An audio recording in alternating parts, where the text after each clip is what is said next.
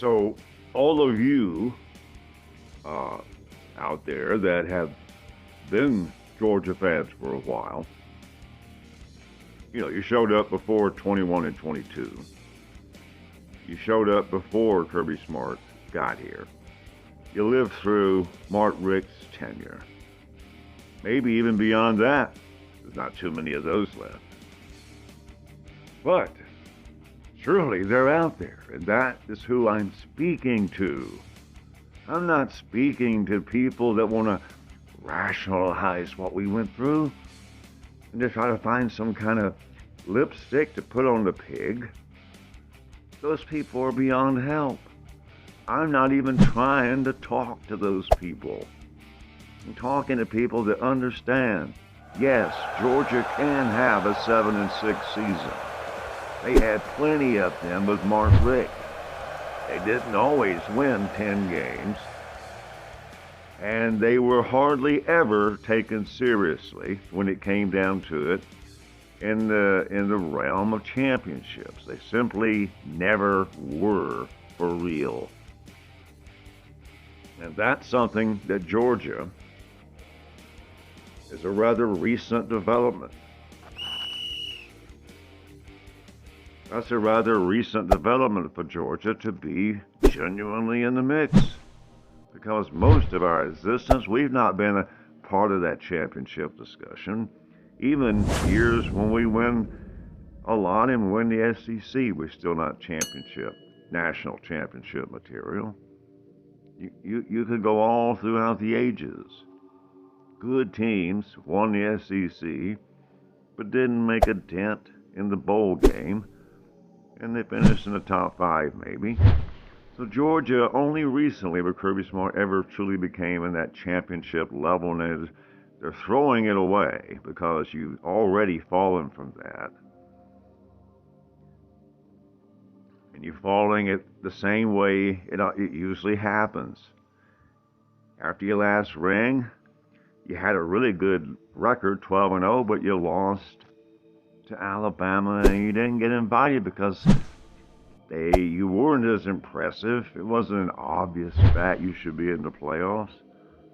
Nobody felt like the playoffs couldn't go on without Georgia in 23. And we didn't go.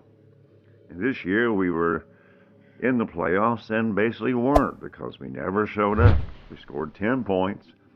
We were never really in the game with Notre Dame. We weren't competitive. And that's what Georgia typically gives you in the postseason. And once in our existence, we rose above it, and now we think it's our birthright. And you're going to be disappointed. When you look at the situation at Georgia, you'd have to think that the price tag that's going to be required to compete now has to have gone up. Well, maybe it didn't go up, but it certainly hasn't gone down. We can certainly agree to that. But let's assume that at least temporarily, price has indeed gone up. Now, I was studying Georgia's financial situation in another video I've been working on. For some reason, that video just sort of stagnated. I didn't want to finish it because, bottom line, Georgia has the money. They can hang with the big boys. But will they be able to stay there if they don't keep winning? Actually, that's a big question. In other words, how can any team afford that's trying to be elite to have an off year, like a really bad year, like a 7-6? What does 7-6 season do to Kirby Smart's legacy? How many of you would think that would hurt the image of Georgia or your perception of Kirby Smart if he goes 7-6 next year? And now most of you are saying, you don't know football. That can't happen. Well, it can. If Georgia doesn't have a dependable offense, no telling what their record would be. They could lose every game. If you can't score, you can't win. And Georgia last year couldn't score. it's troublesome to see that immediate action wasn't taken to fix that. In other words, everything's fine. And Georgia has that disease, the everything's fine disease. It's usually fatal, usually only escape through some act of outside interference. Go ask Nebraska how that's going. Go ask a lot of teams that used to be great and everybody thought anything they could do would work. And then suddenly a seismic shift changes and they're never any good anymore. Well, Georgia could be looking at a lost decade, and they could stop it right now if they wanted to. But every day, every second, every tick of the clock between now and kickoff, that they don't fix this problem. And that's their offense. Every second they waste not solving this problem. Every second they waste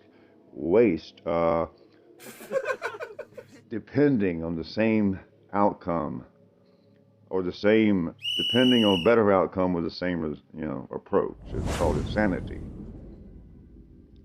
If they do what they did last year on offense, they will be less successful than last year. Because what they did, it got worse and worse and worse, and there's nothing between now and kickoff that's going to make it any better. You can get 5-star athletes added to the mix all you want. But this offense did not fail because of athletes. It did fail in execution, but not because the athletes couldn't have done it better. They haven't been developed. So Georgia is being run by people that don't know how to evaluate talent. They don't know how to develop it. And Kirby, at the moment, knows how to get it here. But even that's changing. So the very reason that Kirby Smart became a legend is not as important as it was 7 years ago. It wasn't nearly as important. It's not nearly as important today to have the top class signed in high school than it was in 2017. You do that 3 years straight in 2017 in that time frame, and you're going to be set for a long time. You had what Georgia had. You had a dynasty. But now, it doesn't really mean that much. So you did sign the top 3 class. So you didn't get what you wanted in the portal. And now with today's economics, you still can't get the depth you could back in those days. So to win, really the past season was the same dynamic, but to win in the future, you're going to have to be at the upper end of the coaching totem pole. You got to really know what you're doing, and the schools that get the good coaches, they're going to be the ones that rise to the top. And Georgia has become a weakness in that area. And that can be fixed with a stroke of a pen. That can be fixed by a stroke of a pen. That could be fixed in an instant. But it's not being fixed. And if it is allowed to, we go on the field with the same coaches we had last year. You're looking at 7-6. So just try that one on for size for a few minutes and see how you feel about that. And ask yourself, do we really have to go through that before we decide to make changes? So the not so good news for Georgia fans seems to be that it looks like we're going to bring these same guys back. We're getting the middle of February.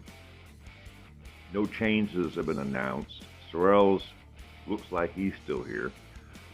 Should have been fired after that Notre Dame game.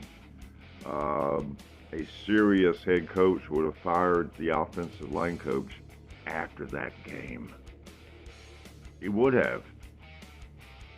And a serious head coach would have fired the offensive coordinator probably on the tarmac, if not at halftime.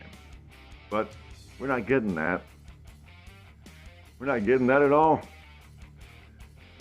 So it's just a fact. I'd like to be a bearer of bad news.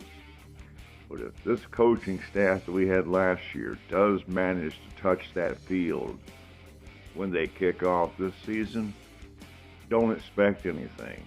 There's no reason for you to be excited.